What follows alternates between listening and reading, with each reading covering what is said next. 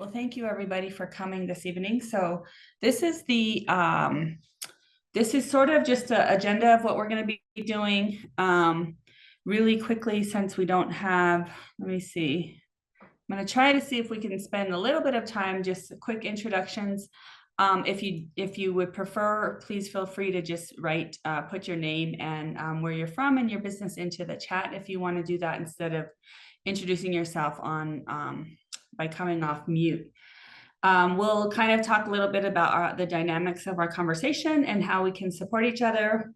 The meat of the workshop today will be on the value proposition, starting with just an overview of the business model canvas. And I just wanted to introduce these tools, and I'm really excited to see how many of you are using them already. And if you're not, happy to kind of go over that with you. And then also after the workshop, if you'd like some additional support, Change Labs does have some coaching available, as well as I'm always happy to provide some of my time for questions and coaching. So, and then we have, I'm hoping to leave you today with a tool. It's just a little ad lib to help you with your value proposition. I promise you, you probably will not get a completed value proposition from today's workshop, but with this tool, you'll be able to just keep going back and reiterating what you start out with here. And I just hope to give you the tools to be able to do that.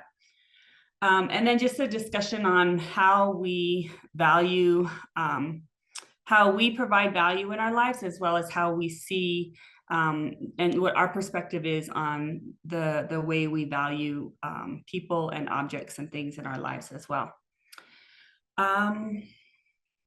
Okay. So I'll go ahead and do my introduction in my traditional introduction. Jessica Stago, but Agnieszle dozach gan bashishin, ki ani dashe dozach gan dashnala. And just a little bit of background on myself. As I mentioned, I'm a co-founder at Change Labs, but I'm also a project director at the Grand Canyon Trust, which is a conservation organization here in Arizona in Flagstaff. And we provide, our mission is to protect the lands and waters on the Colorado Plateau and around the Grand Canyon. And the reason that I have sort of two jobs is that we, as a conservation organization, we actually started the business incubator in the conservation organization as a way to provide an alternative to the extractive industries that were in our region, that were sort of dominating the economic narrative and the resources. And it was also very exclusionary to our people in this region. And so as a way to be more proactive, we started a business incubator to support entrepreneurs and businesses in the region as a way to create resources, create jobs, contribute to the economy. And so that's how the incubator actually started. And then we eventually started adding more and more entrepreneurial programs. And then we sort of moved the incubator out of the Grand Canyon Trust and into Change Labs. In 2019, we made that shift once we had Change Labs set up. So that's sort of the reason why I'm still trying to figure out how to navigate. And really my work and my passion is, yes, supporting entrepreneurs, but also protecting land and water and providing an alternative to the extractive industry in terms of the economy. So I'm still trying to figure that out, but that's why I have two different roles right now. So, all right, so our group dynamics. So my question to you all is just like, oh, actually, you know what, really quickly, let me go ahead and see if anybody would like to introduce themselves and tell us just what business you have, and if you have any initial questions. Hi, I'm Cindy Convery. I'm a Choctaw native, and I have a wellness company called Pure Wild. We make collagen products, actually collagen supplements, collagen infused wines, and collagen drinks. And we're in about 1,000 stores now, been on the market about 3 years. And it was all started by a loan with the Bureau of Indian Affairs. So that's me. Awesome. Welcome. Hi, I'm Valerie Sosi with the SOTSO Foundation. We support cross-generational caregivers on Navajo. We're also a 501(c). So, thank you. Hi, Valerie. Valerie is also a graduate of our incubator. My name is Tina Archuleta. I am the owner of Vitality Plant-Based Foods located here in Albuquerque, New Mexico, and I'm very happy to be here. I'm sure I'll have questions after the presentation. Thank you. Hi, good afternoon. Yeah, my name is Patricia Niz Henderson, originally from Navajo Nation, and been in the nonprofit world for a very long time as a physician scientist. I'm very, very interested in starting a business that focuses on Indigenous mindfulness and using those ways or modalities to help people who have been traumatized. Yeah, thanks for coming. Pat is my cousin, or auntie actually. But she's been an older sister to me for since I was little, and we could go a lot. I could say a lot about where Pat's been, and I'm just really happy to hear from her. Anybody else?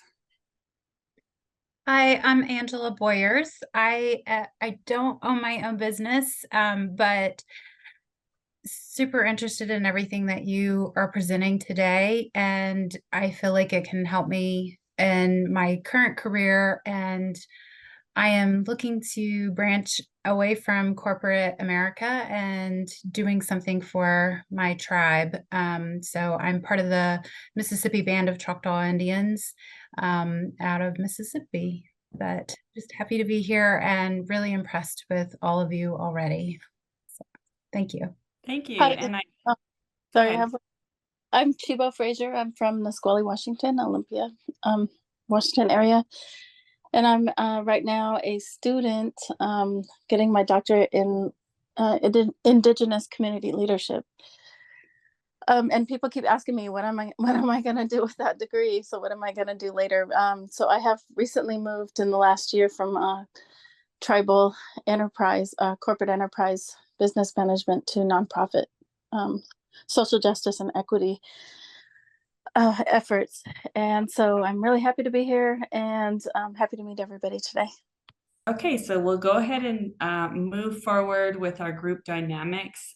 Really just want to ask all of you to give your input here on how you want to engage with the group.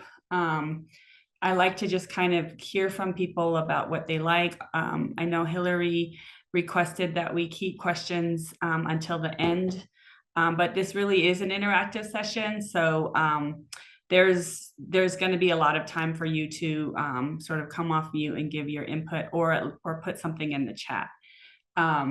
So is there anything else that you all want to add? What I have here, considerations for our time together. This is an interactive session. We all want to learn, and also considerations for the introverted. It's really just a list that I kind of put together to give you ideas of what I'm looking for. But if there's anything else, I would be happy to put this in here. And then also, so if you want to know what I mean by considerations for the introverted, that's where I know a lot of us don't always like to speak out. So I think the chat is a really good way for you to be able to share your thoughts. And so feel free to use the chat whenever I ask, if there's questions, or if I ask a question that needs an answer, feel free to use the chat to do that. But as I said, this is an interactive session. We're going to be working a little bit on our own sometimes, and then also just having discussions in a breakout session as well. And then just kind of hopefully having a really good discussion about values and our thoughts around that. So I'll go ahead. If nobody has anything else, I'll go ahead and move forward. So we're getting into the business model canvas, and I'd be really interested to hear from folks. How many of you have a business model canvas, have worked on one, have heard about it, or this is the first time you're ever hearing about it? So go ahead and put that in the chat. And I'm going to go ahead, and I can also send out copies of it on PDF. So if you want a copy, just also put your email in the chat and I can send that out to folks. So the business model canvas this is what it looks like. So if you recognize it, go ahead and put that in there. It was developed by an individual, and I can't think of his name right now, but the company that really has dug in to make this tool available worldwide is called Strategizer. And so if you look on the strategizer.com website, you'll find the business model canvas and so many other resources and tools and videos about every single piece of this. So I really just wanted to share this with you to show that it does, where the value proposition fits and where I actually got, the value proposition as a thing. So it's the center of the business model canvas. And if you look at it just from here, it looks very sort of intimidating. Like there's so much information there, and I think, and at first people might think of it as something that you complete, like you have to go out and find every bit of information, and that it's not done until it's completed. And that's actually not the way it works. You can use this however it's helpful to you. And that's what I like about it. It's dynamic. And it's actually never really complete either. So the idea that you'll have a business model canvas completed someday is probably not ever going to happen. You're always going to be changing it. You're always going to be reconsidering it. You're always going to learn new information that makes you change, that's going to shift other parts of the canvas. So it really, just a quick overview. So the value proposition is the center of the business model canvas. And the reason for that is it's sort of why you're starting a business. This describes what your business does. And then you build around it. You build everything on the right side has to do with your customers and your market. So your customer segments, your customer relations, your channels. That's all about who your customer is and marketing and communications with them. And taking your value proposition and all of the customer information on the right side of the canvas kind of accumulates down into your revenue streams. So it's kind of how you can start thinking about it. And then on the left side of the canvas are all of your key partners, key activities, and key resources. So all of the key things that you need to operate your business and to deliver your value proposition to your customers. And all of that accumulates down into what it costs to do all of that. So what your cost structure is. So I don't want to get too hung up on that today. As I said, it's a lot of different pieces. It's moving parts. One thing that I think you can do that you can take from today is when you're starting a business and you have all of these different ideas, you probably need somewhere to put it, to put those ideas so you don't forget. Like you might think, oh, I would really love to have this event and invite my customers and, make these cute little cupcakes that have my logo on it and invite everybody to it. Well, that's a marketing event that, if you don't have a business yet, you're kind of a ways from it. But if you want to write it down and write cute cupcakes for marketing event, you can do that and have a place to put it. And so at the time when you're ready to do that, you'll say, oh yeah, that's what I want it to do. Oh, I'm going to have, a grand opening and I remember the cute cupcakes. So this is what it's good for right now. The reason that it's good for that is if you had a business plan, which was originally what people did, was write a business plan. a business plan is a document, and it's very structured. You know, there's no place to put a little note about cute cupcakes. It's just like, you know, what is your market? What is your industry? You know, so it's very official document, and you can still do a business plan. But I feel like the business model canvas is just a tool when you're getting started, where you have tons of ideas and you need a place to put them. Or you might meet somebody that can help you do something in your business that you're going to need at some point. You want to put them somewhere. You find it on the business model canvas, and that's a great place to put it. So, and it also comes in this little map, so you can use little sticky notes. So you just write a sticky note and stick it on there. And this also comes if you have, if you like to work on the computer and work on online programs like Mural or Miro. All of those programs have this in their programs already set up that you can use now if you set up an account with them, and they're usually free just to set up a single account. So that's the business model canvas. So since you've been looking at the tool, my next question is, what's your comfort level with your business model? And I know a couple of you said that you don't have a business yet, but you probably have an idea what business you want to start, or maybe you have several ideas and you can just pick one. But I'd like to hear from you if you want to just put your answers in the chat.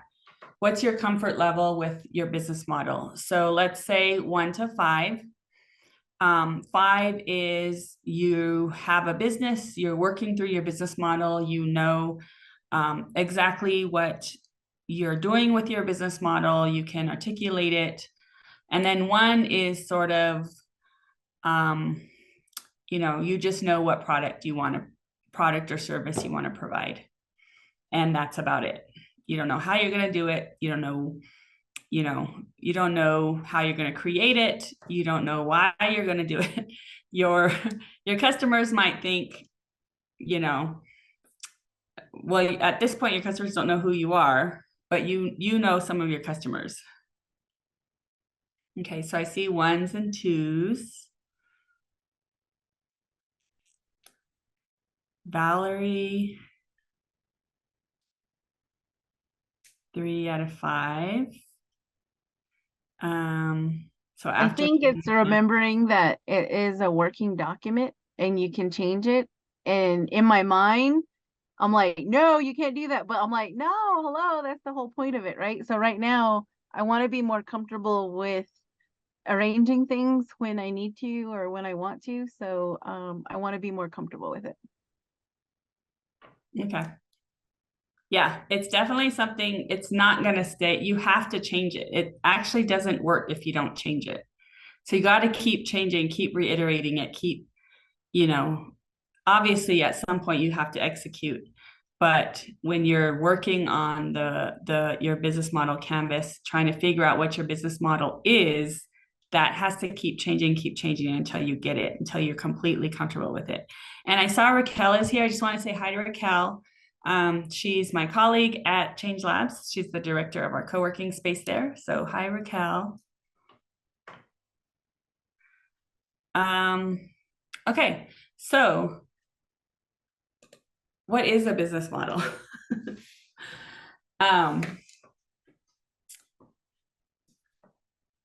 So the business model canvas is a tool to help you to canvas your business model.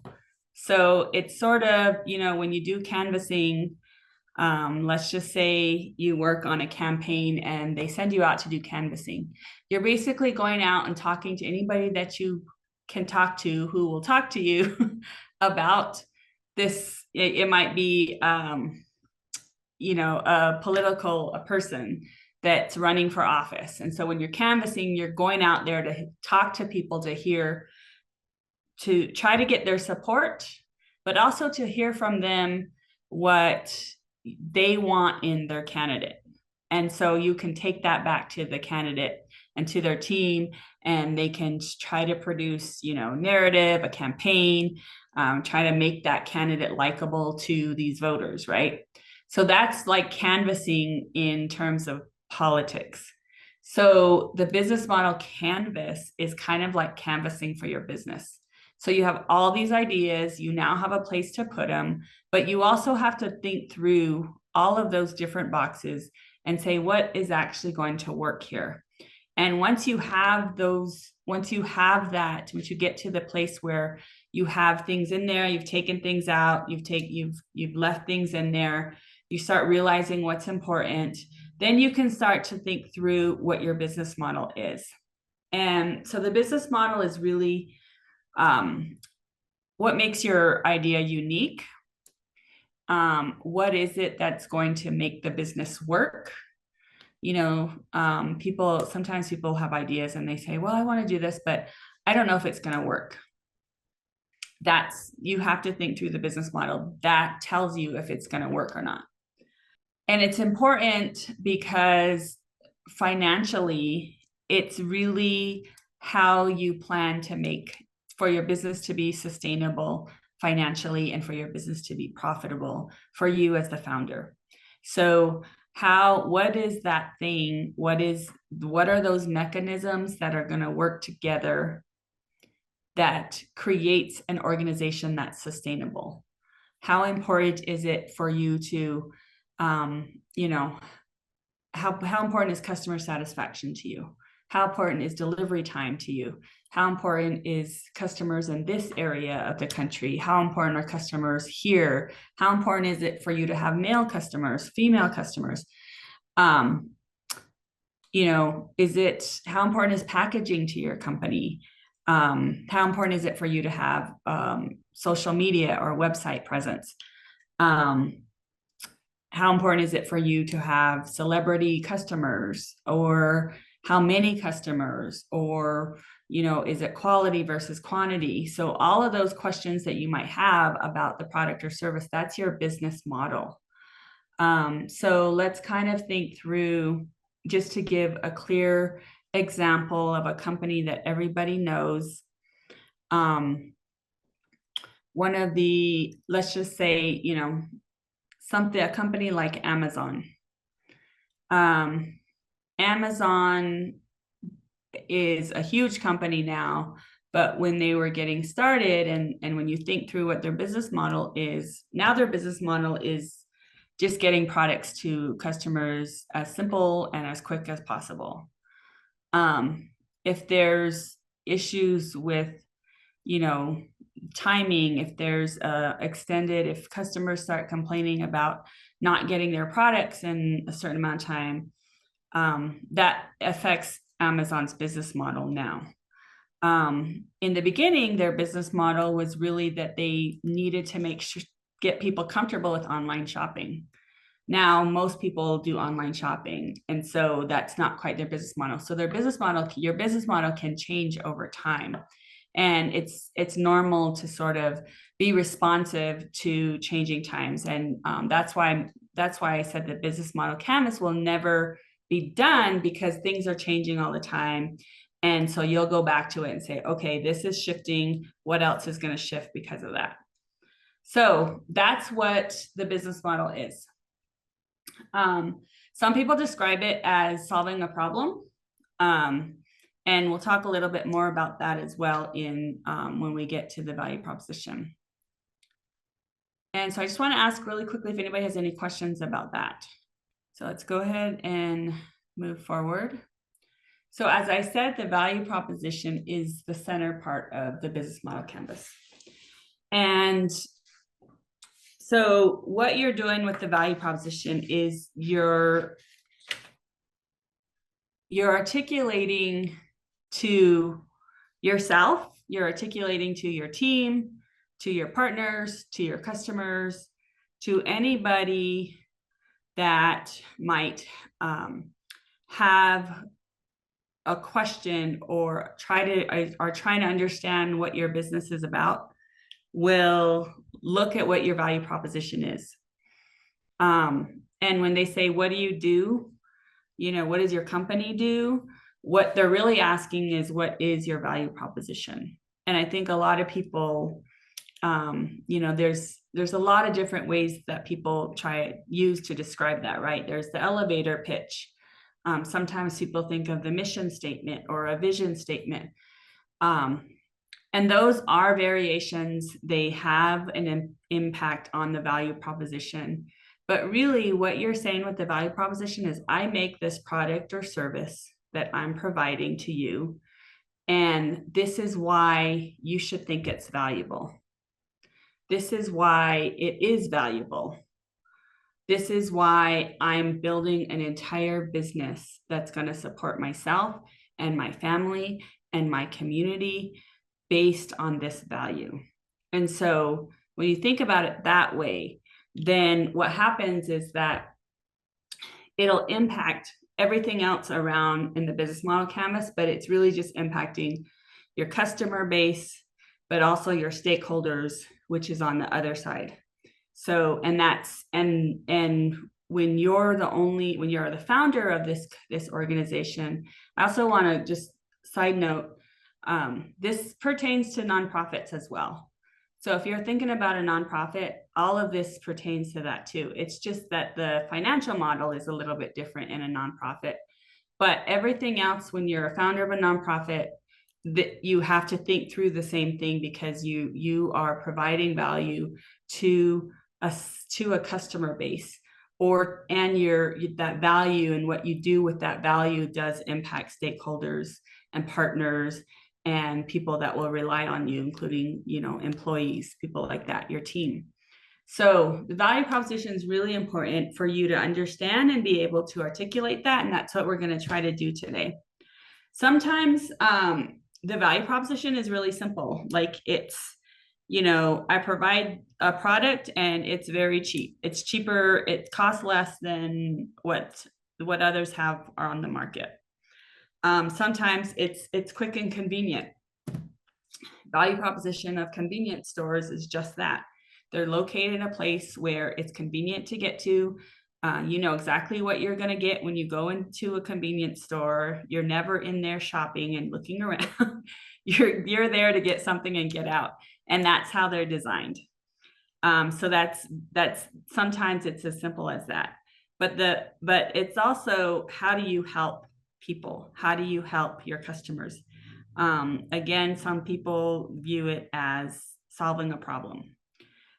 What is, you may have heard this as an entrepreneur, what is the problem that you're solving? And sometimes that's a struggle for people to really nail down. And so just the first time you do a value proposition, you're probably not going to get it right. And so that's kind of what we're going to do today, is try to do it a few times, and you're probably going to have to do it a few more times after today. It could be something about the way you design a service, the way that you provide a service. Maybe you're the first organization that can provide, you know, support services, mental health services in an online platform, where people don't have to leave their homes to get mental health services. That's part of creating a value proposition, the value of people being able to stay home, but get services that they normally can't get. And so you're kind of thinking through, as you look at your value proposition, you're thinking through, what solution am I providing to my customer when I offer to them my product or service? And sometimes to answer that, you have to think, well, what are they worried about? What do they care about? What's their experience? You know, what if they're doing something, if you're going to, trying to think of something, if you're going to an event, you know, as women, and you're going to an event, what is it that we care about? What is it that we worry about? You know, we worry about what we're wearing, our outfit. We worry about, you know, our hair, our jewelry, our makeup. Is it going to be good lighting? We were talking about lighting earlier. You know, we worry about certain things. So maybe your product or service is around, okay, as a woman, this is what they're worried about going to events. I'm going to create a product that eases that concern, that creates a solution for that person. And so that's sort of just the process to go through when you're thinking about your value proposition. The other thing is sometimes your value is in removing obstacles. So, you know, maybe as, you know, going to an event, women wear, you know, we like to wear high heels, but we know that our feet start hurting after a couple hours.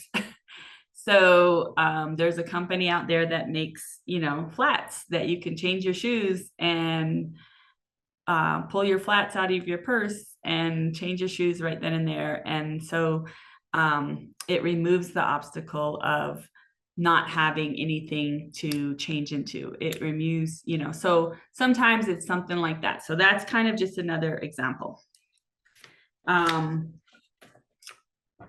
So what we're going to do first is we're going to, and some of you, I don't know if you all got the email from Ari.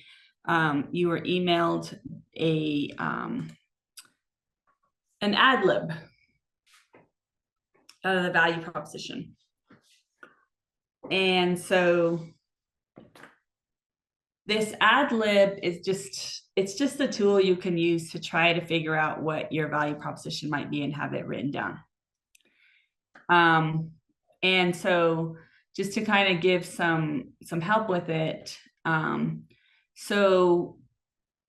I think that we can probably put a link in the chat if you don't have it, or you can just write down what's on the screen. So the ad lib starts just basically asking you what your product or service is. So our blank, you'll fill in what your product or service is. And then the rest of the sentence helps another blank. That's where you'll put in your customer. So who's your customer? Might be kids, might be women, might be men, might be, you know, New Mexicans, might be more of a description like people who have more than 3 kids or married couples who need a vacation. So kind of try to figure out how you would describe a customer. And then the rest of it is who want to. So what is it that they want to do? What are they looking for? What's the product or service they're looking for? And then the next is, so who want to do blank by, so here's where you're going to think through, you're either going to be reducing or avoiding something. So there's another blank after that. So you're reducing or you're helping them to avoid some sort of pain that they have in their life. And when it pain's kind of an exaggerated word, but it's basically meant like if there's a concern that they have, how do you reduce that concern? How do you help them to avoid their feet hurting if they're wearing high heels in the example that I mentioned earlier? Or they have a need. So your customer might need something. So if there's a need there, you can put a need there. But you also want to think through the and. So you're going to help them to do something by reducing or avoiding some other thing, a pain or a need. And the other side of that, which is increasing or enabling. So increasing the solution, increasing the ability to change into flats, increasing the ability to find a vacation spot online, increasing the ability to get mental health services online. So there's both the reducing part of it, and then there's the increasing part. So there's the removing obstacles, and there's also the increasing the ability to have a solution. So I know that's a lot. But again, this is only our first time doing this. So I'm going to have you all just kind of go off. Let's take 2 minutes and have everybody just work on it on your own, and then we'll come back and talk about it.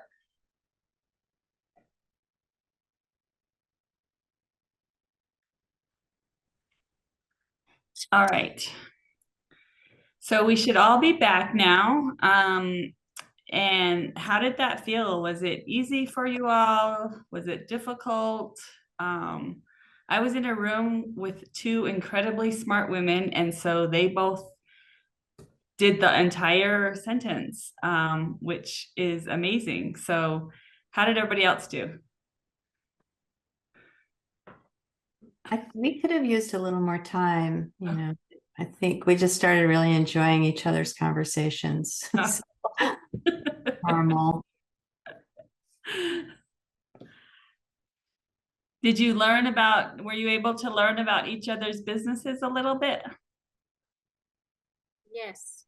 Yes, a little bit. And I hate that, Chiba, we didn't get to hear all of yours because I'm really interested in what you're working on. So,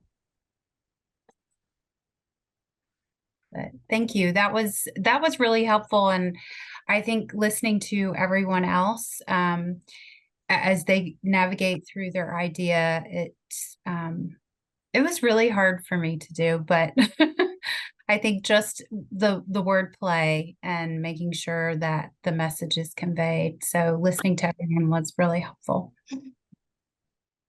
Yeah. I liked the format. I thought it was really easy to fill in the blanks, you know, like when I was doing my daughter's 3rd grade homework. It was like one of those exercises, but it's so effective, you know, to simplify things. I thought it was great. Good. I'm glad that you were able to get through that. And yeah, as you sort of move through some of the different ways of viewing things, then you'll want to change certain things. But that's great. I'm glad that was a good experience. I was really worried that everyone was going to say this does not work and kind of get frustrated with me. So it just goes to show we're this room is full of smart people. So Jessica, could it be that you can also provide service and a product at the same time? Or do you need to just select one thing for now and focus on that, and then the products come later, as an example? I think it depends on how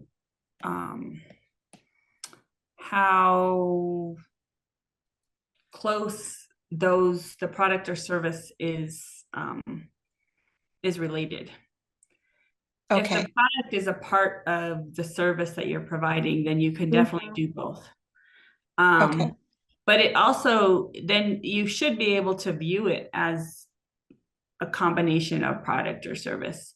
And then when you're looking at your startup costs or the operational piece of providing that product or service, that's when you'll start to differentiate the cost services and costs, or the cost of the services and the cost of the products. So that makes sense.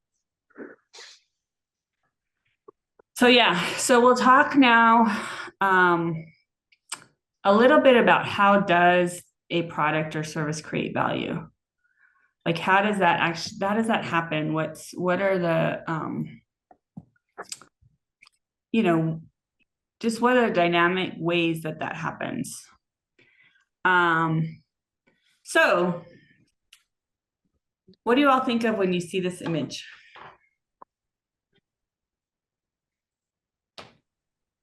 Grandma's home. Aunties hungry. Good. Hungry, dinner. This was so this is a picture that my cousin took, and out in the White Mountains, and she's the bread maker. So this is every time there's events, this is what she's doing. She's sitting by the fire making the bread. And she's, loves to be, she'll be sitting there and, her face is all greasy because she's sweating. And she does this even when it's like 100-degree weather. But she posted this picture, so I stole it from her. Because I thought, I was trying to think,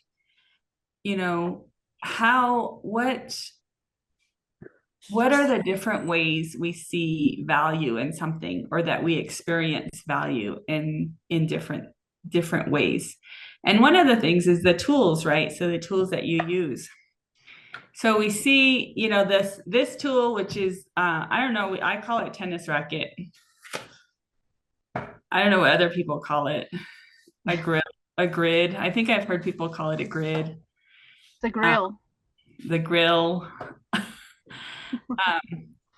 But these are made, I don't think you see these anywhere outside the res either. People make these, and you buy them from your uncle or from somebody else locally. But this tool, it's been around for generations, right? It's a tool that's created value in our communities for many generations. People, it's an experience that they have. They want to have certain food.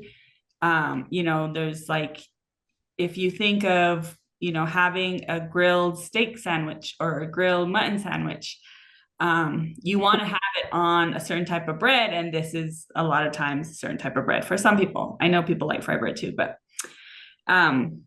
this tortilla, you need the heat, and you need the air to go through in order for it to fluff up a little bit, right? You need those things. And so somewhere long time ago, somebody said, it's nice to make tortillas, on a flat surface, but they don't fluff up as much. So what do we need to do?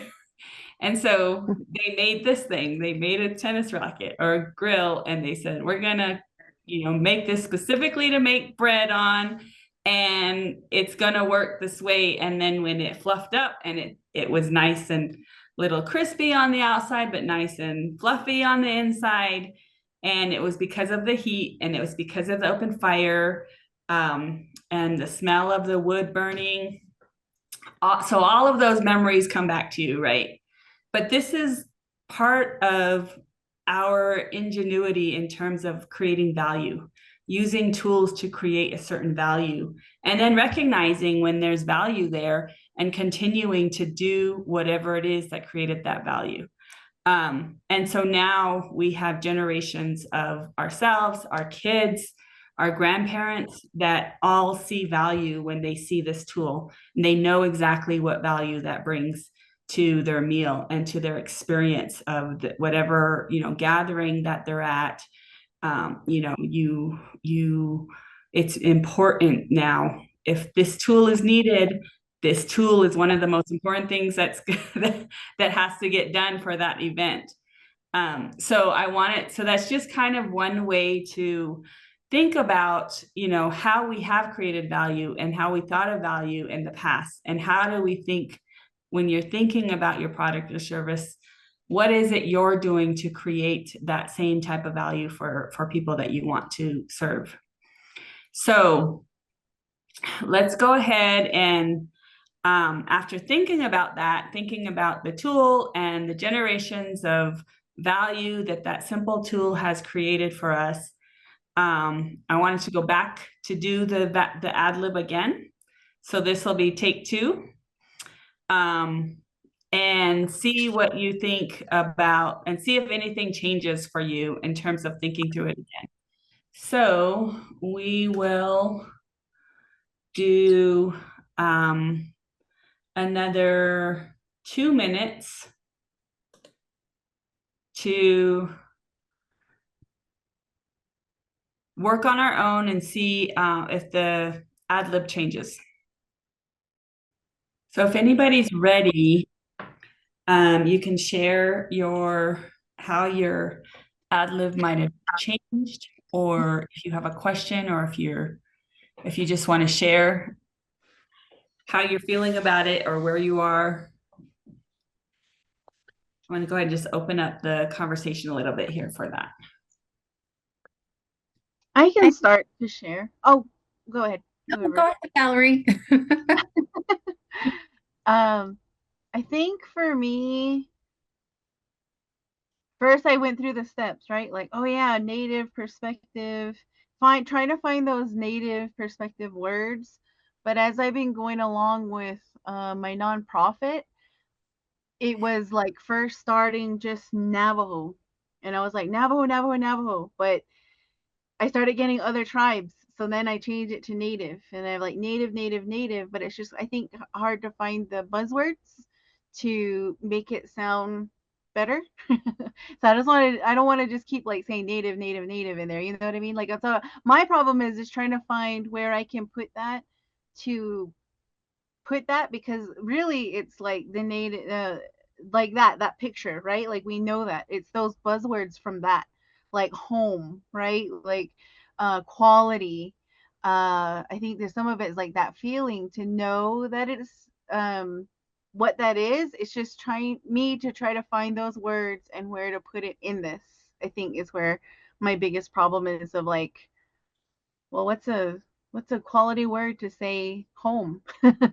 Or, you know what I mean? Like, if you were going to give me a white sliced bread or a regular bread from the store, and then you showed me that picture, no, there's going to be no, choice. It's like, that's what I want, right? Like that, like, how do I package that into what I have is my dilemma. So that's it. I think I don't, for one, you're Navajo, you're Dene. So if it's not, it wasn't difficult for you when you were only focusing on your own culture.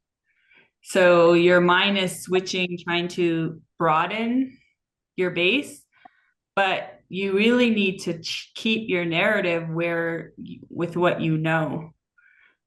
So go back to what you were already thinking, what you were already seeing, and start there, and then say, okay, how might other communities think about this? Whatever it is that whatever the context is, or the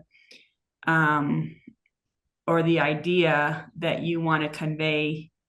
I think of it as a Diné person myself, as a Diné woman.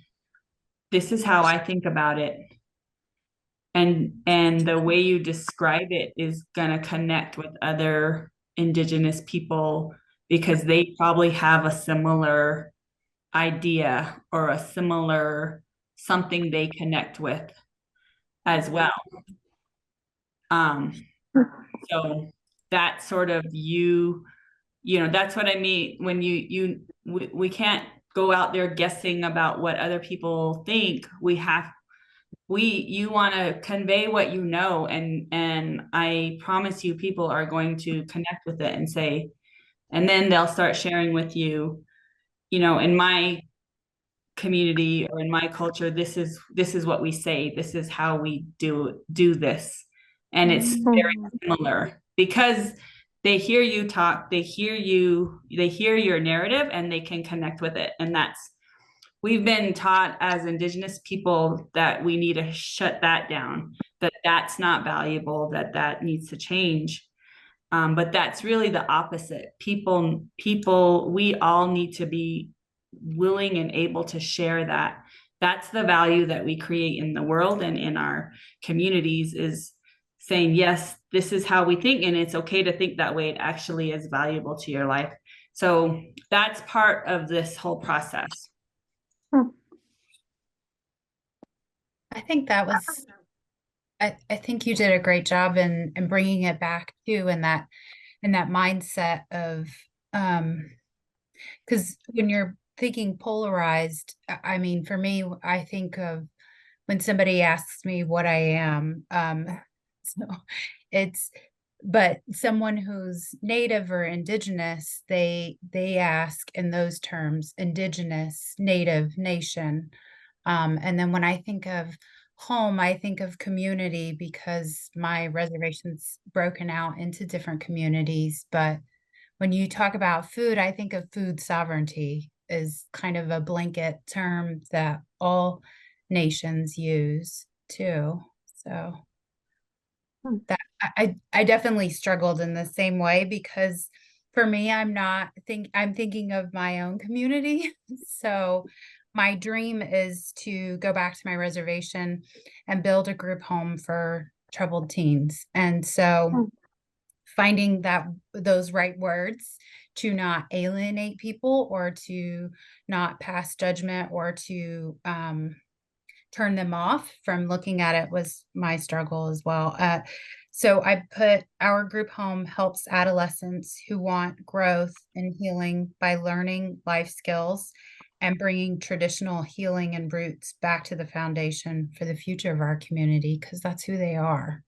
And my conversation in my breakout group helped that, and also that picture. I mean, putting it up, and it's like, that's what I want. I want them to go back to our roots, to go back to agricultural and being in touch with the land and working and get away from the screens and and the rest of the noise in the world that that hurts the brain. Yeah, it's there's connections there that we can reach out for and also be part of that, that weaving of who we are as Indigenous people, and also how we think about the product or the service that we're putting out there into the world. It could be anything too. It doesn't have to be, I think it sounds to me there's a lot of services, but there's also, products that are uniquely designed by an Indigenous person that the whole world needs. They need to see that. They want, I mean, even that some people have never had bread cooked over an open fire. A lot of people who have never had bread cooked over an open fire. And so that's a product right now, right there, that like the world, it was designed by Indigenous people, also designed with, what powers it is the natural environment, right? What powers it is that fire. What powers it is the wood. That's what makes it unique, and that's what and our ability to design it in that way. And so we just think of, we could do that with all of the products and services that we're thinking about. Jessica, I had an interaction. I'm fundraising all the time, and I had a meeting with a venture capitalist who was German. I mean, he moved here from Germany. And I said, I'm certified Choctaw owned, certified woman owned. And he said, but your branding doesn't have like Indian designs. And, I wanted to create a really outward facing product. I didn't want to create a niche product. And I mean, it was a really interesting conversation, because I just thought, there's so many Black owned brands out there that aren't branded with, I have to really be careful about my words, but that aren't branded to just say we're a Black owned brand or we're a this owned brand, we're a brand for everybody. So it gave me a lot to think about. And I went home and rewrote a value proposition based on Indigenous values. And I just started incorporating it into all my language, the website, and it really changed the conversation. And what the Indigenous value proposition was that Indigenous values mean that our values and actions, all of us, affect the well-being of future generations. Those are Indigenous values from Alaska to Florida. Every tribe essentially has that same value proposition. And, for my company, I said for us, our sustainable practices, charity component, and choice of organic ingredients is a fundamental way to show respect to our customers and to our environment, and to offer a product that supports wellness, because Indigenous values are about creating wellness for the community. So that conversation with that guy really helped me to understand the core and the fundamental you know, the foundation of my company. It doesn't need to be branded with, you know, certain colors that are associated with tribes. It doesn't need to be branded with tribe design. You know, I mean, I love all that, but it's just not what I did. So it was a real eye opener. So hopefully that will help some of you to like access that Indigenous value statement. It's really powerful. That's awesome. Thank you, Cindy. Thank you for sharing that. There is almost a fine line between branding and actually portraying the values of where you come from as an Indigenous person. And so I think that's why it's important to think through that value and to think about how your identity is impacting that value and the way that you articulate the value of your company or your organization. Because, you know, absolutely you can build a company that has nothing to do with, you know, your indigeneity or anything that way. That's totally possible and okay to do. And there's nothing wrong with that. You still are going to go through a value proposition. You're still going to talk about what value you're creating for your customers, all of that. But for most of us, we can't, it's hard for us to turn it off. It's hard. It's just a part of us. When you're building a company, it becomes part of you. And so in that way, and so we have to be able to use that, right? It's a superpower we have. And we should use that. So thank you for sharing that. We're running out of time a little bit, and we have one more thing that I want to do. What I wanted to do was just to have you can, if some of you are at home, most of you are at home. Oops, I forgot about the slides again. This is a slide. These are 3 of the awesome women that I've worked with in the past and their businesses. And just, you know, again, we all are very different and we experience life in different ways. And these women have all taken the sort of jumped into the opportunity to share their talents and their life experiences with their customers. And so we're going to do the ad lib one more time. But very quickly, I wanted to kind of give everybody a chance to share something in there that you have there that you can grab really quickly, or if it's not something you have with you, that just comes to mind when you think about what value, about how it creates value for you in your life. Just really quickly, if you have something there that's, you know, you can go and grab really quickly and you want to share that, or if you just want to share something with us that you may not physically have with you that comes to mind, that creates value for you right now in your life.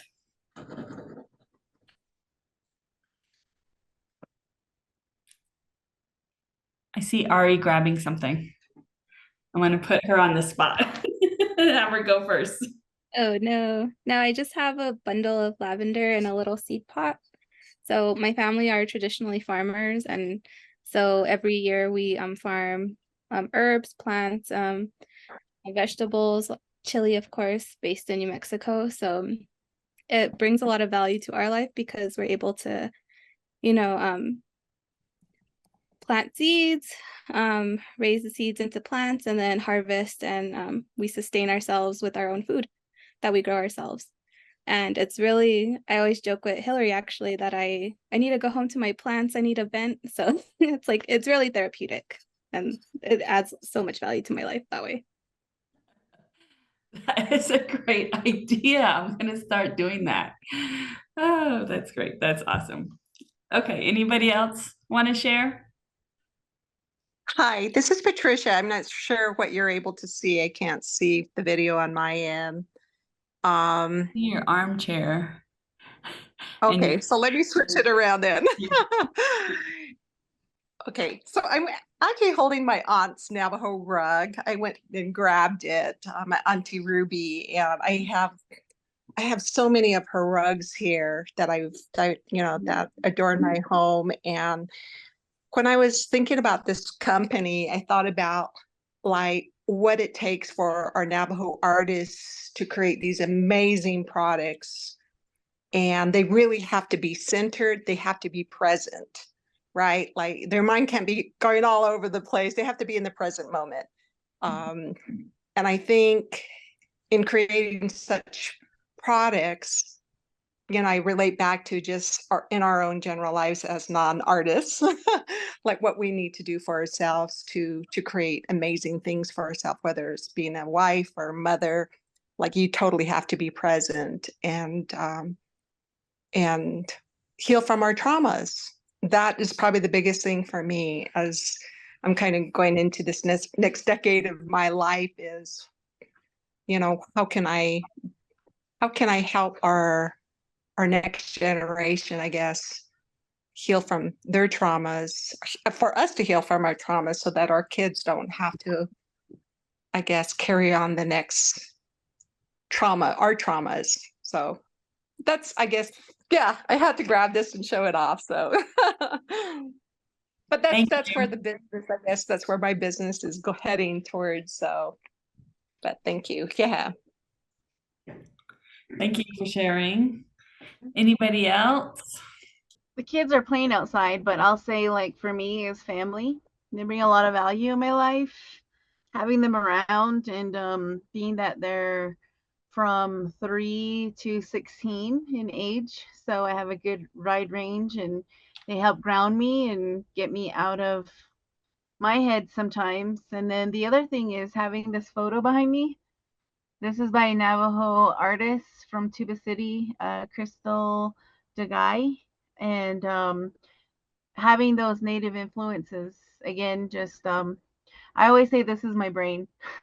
I just think that it's so beautiful, and having that type of creativity around me too, that I can see. And I'm always getting compliments on this in my Zoom calls or anything, like when I'm on Zoom. So that's also a representation of myself. So I really love that. Thank you. Thank you. Okay, we have time for one more. Anybody else want to share?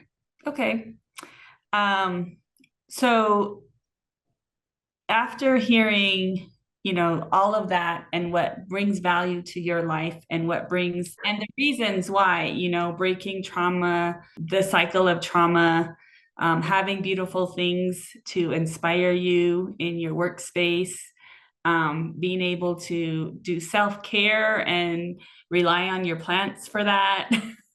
And so there's all these things that we value in the different spaces that we're in, right? And they have to do with kids, or they have to do with older generations, and being mindful, and also having energy. So when you think about that, again, all of those different ways that you value things, I'm wondering if you're thinking through your value proposition.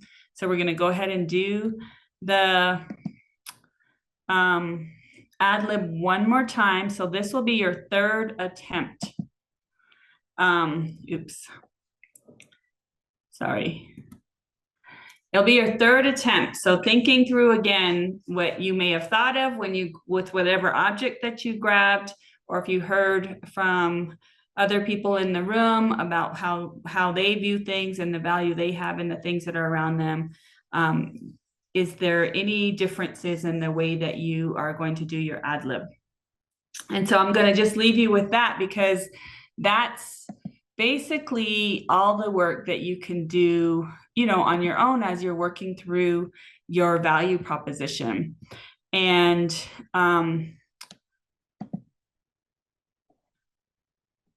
I'm hoping that I did leave leave you with some ideas. I'm hoping that I left you with some tools that you can use in thinking through this.